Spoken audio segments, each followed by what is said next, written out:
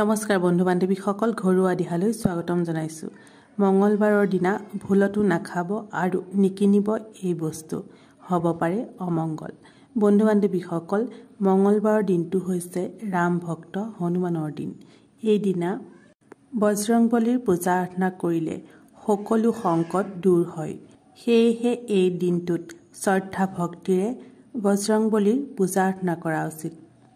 কিন্তু শাস্ত্ৰ অনুসৰি এই মঙ্গলবাৰৰ দিনটোত কিছুমান বস্তু কিনা আৰু খোৱা অনুচিত মনা হৈছে। আজিৰ এই ভিডিঅ'ত সেই বিষয়ে ক'ম। যদিহে ভিডিঅ'টো চাই ভাল লাগে এটা লাইক কৰিবলৈ নাপাহৰিব।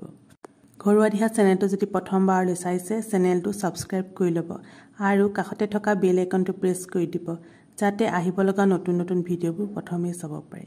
তেনেহ'লে পলম নকৰি জানো আহক মঙ্গলবাৰৰ দিনা কি বস্তু কিনা আৰু খোৱা অশুভ মনা হয়। 1 নম্বৰতে, মঙ্গলবাৰৰ দিনটিত মহিলাসকলে কেতিয়াও প্ৰসাধনৰ সামগ্ৰী কিনিব নালাগে। ইয়াক অত্যন্ত অশুভ মনা হয়। ইয়াৰ ফলত বৈবাহিক জীৱনত অশুভ প্ৰভাৱ পৰে। মঙ্গলবাৰৰ দিনটিক বাদ দি অন্য দিনত প্ৰসাধনৰ সামগ্ৰী ক্ৰয় কৰা অত্যন্ত শুভ মনা হয়।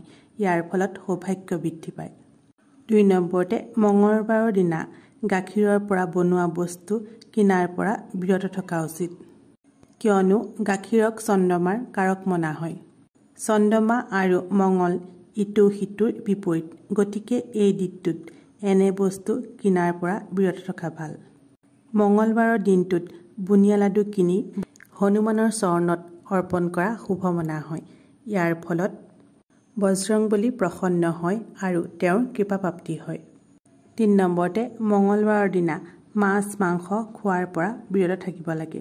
এই দিনা যিমান পাৰি নিৰামিষ ভোজন কৰিব লাগে। 4 নম্বৰতে, মঙ্গলবাৰৰ দিনা কাৰোৰে লগত টকা পইচাৰ লেনদেন কৰিব নালাগে। ইয়াৰ ফলত ঘৰলৈ দৰিদ্ৰতা আহে।